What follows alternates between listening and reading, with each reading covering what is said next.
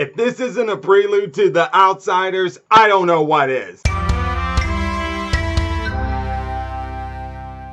What's up, YouTubers of the world? MegaGeekMixer here to give you guys my review on this week's episode of Black Lightning. Guys, what an episode. Way to prepare for the last 4 episodes going into the season finale of Season 3.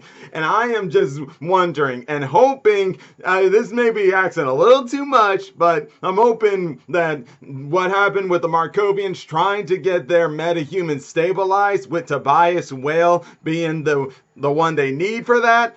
I hope they get them stabilized so we can have these army of metahumans taking on the Outsiders. And like I say, I know that's asking a lot, but hey, a guy can dream. And speaking of dreams, well, maybe not exactly a dream, but still, I'm going to talk about the first and my favorite moment in this episode was another moment between Thunder and Grace, or Nissa and Grace, and that was this.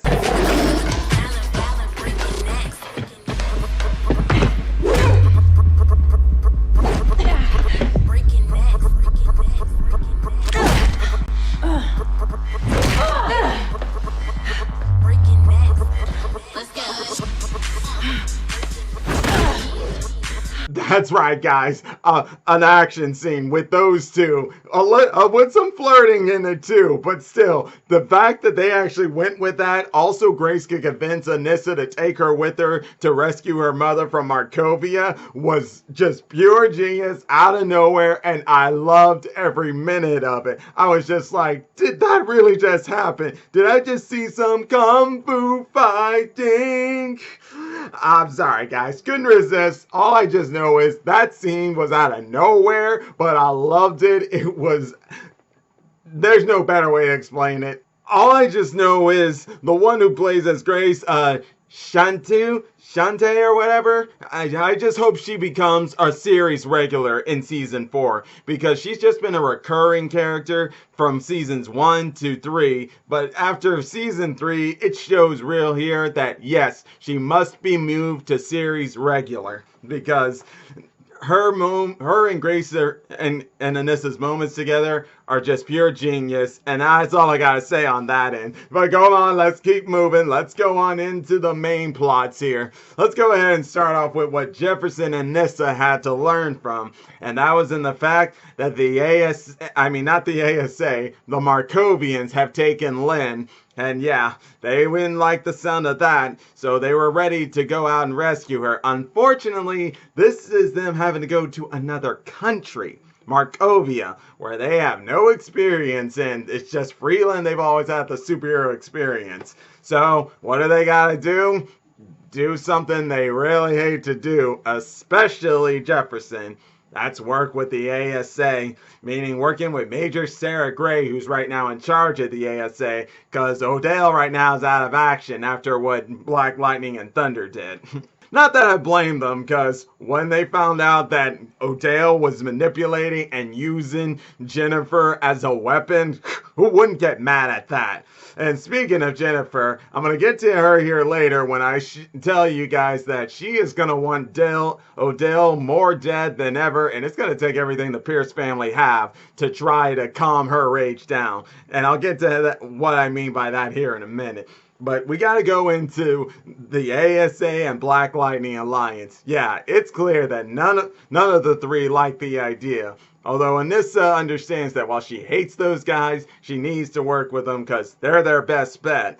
Although luckily, though, Black Lightning was able to convince Major Sarah Gray that the people on his team need to be taken out of the ASA's files when this is all over. Of course, Major Sarah Grace is gonna agree, but I'm pretty sure she's not gonna keep her into the deal, especially if Odell gets back, and he won't keep his promise to that. Or then again, you know what I'm saying. It's more like he'll have backup files just in case, so no surprise there.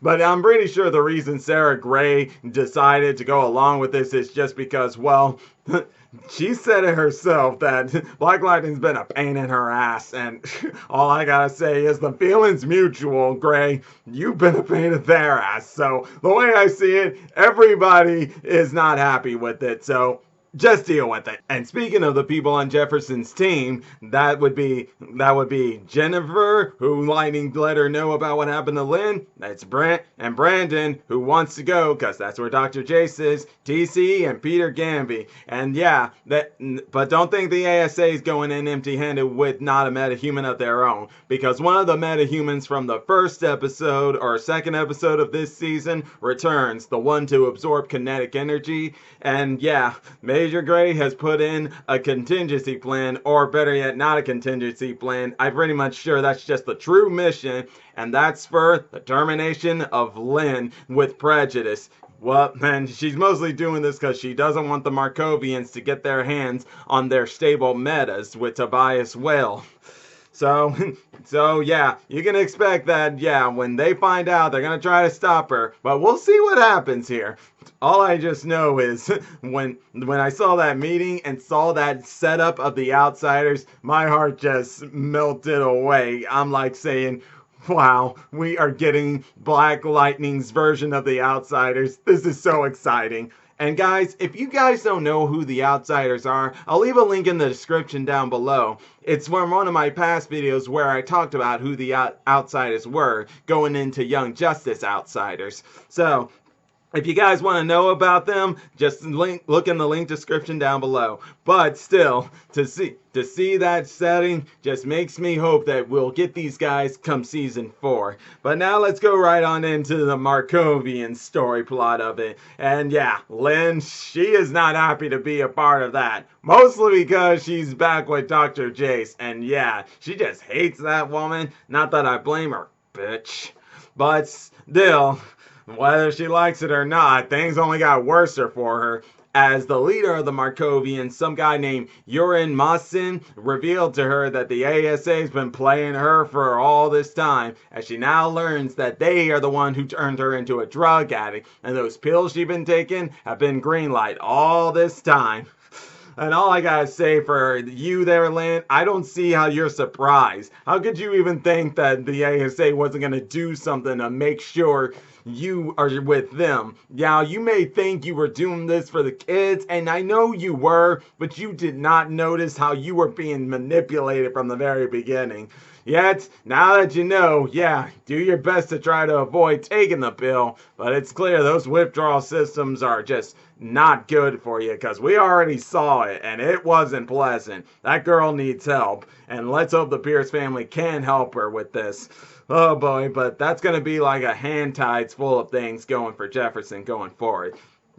But all that aside, though, even though they're enemies, Dr. Jace and Lynn's chemistry just works together. It's kind of the same with Lex Luthor and Supergirl's chemistry. Those two just despise each other, and it just works so well together. I really liked how Lynn trolled her when Dr. Jace asked her for the formula to stabilize the metas, and she instead gave her the formula to a recipe of a food she makes.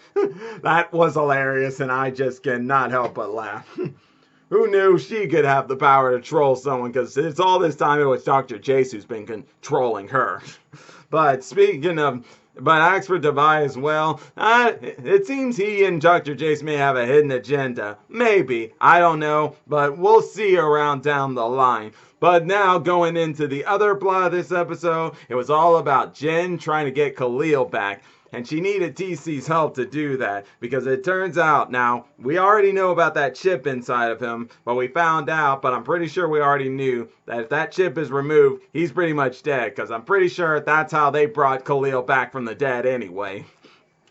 But yeah, it's not that easy, as they found out. I mean, with TC's powers, they were able to find out exactly how this program works. It turns out inside Khalil's brain that the painkiller programs like Guardian get, because Khalil is in there in like a sanctum of his bedroom, but the painkiller program's like saying, anybody comes in here, you guys are just gonna get it. I'm gonna kill each and every one of you. You guys are not getting in my way. And I just gotta say, for TC, we are really seeing the horrors this kid's feeling, because he gets scared easily. And who can blame the kid? I mean, he was one of the original metas who were a pod kid, finally escaped, and now is in a world where technology is just all around the place. Started living in a radio station to be safe until he finally went to Gamby. And Gamby did mention how the kid does need to get his humanity back by not only just communicating with machines, but he does also got to communicate with people, find people that he can come to care for, so he can have his humanity, such as how Gamby found the Pierce family. And, well, all I gotta say is, I hope he does do that, but until then, you can't blame this kid for being scared easily. But luckily, he's able to put his courage out there for the Pierce family, Black Lightning and all them, and work to get Khalil back. Because with the help of Jennifer, they're able to make a firewall, which, by the way, I love the streams of lightning that were made for that firewall for them to get Painkiller away so they can rescue Khalil. That was an awesome sight to see, not to mention TC and his victory dance. Check it out.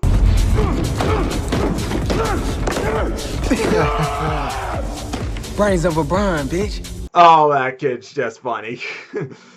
And yeah, I really see this kid as a great member of the Outsiders going forward. But even all in all though, while they may have succeeded in taking care of the Painkiller program, and with Jennifer's help, get Khalil back, before Khalil was able to get control of his own body, oh boy.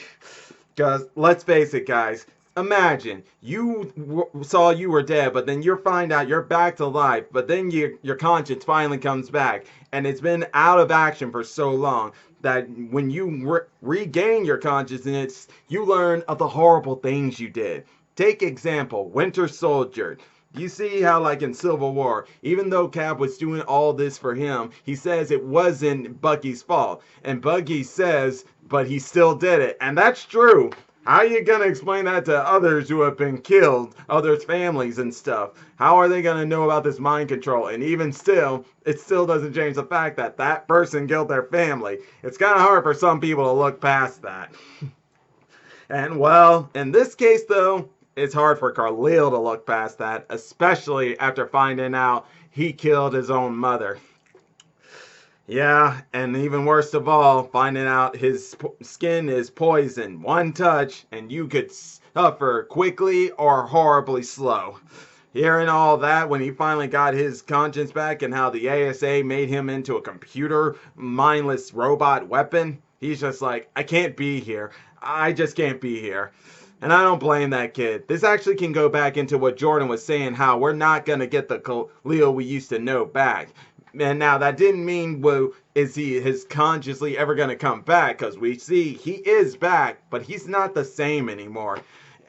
And how will he recover? Will he somehow come back in the season finale or in season 4? Only time will tell. Until then, oh, Jennifer's heart's been broken, and she finally found out that, yep, Agent Odell was lying to her about it was the Markovians who killed Khalil's mother, and instead it was him, Odell. And that leads back into what I said earlier. Now that Jen knows that, she is more pissed than ever, and she's going to want Odell more dead than ever before. So good luck to the Pierce family to try to calm this woman down, because it's just not going to be easy. But that'll be all for today, guys. And yes, awesome episode.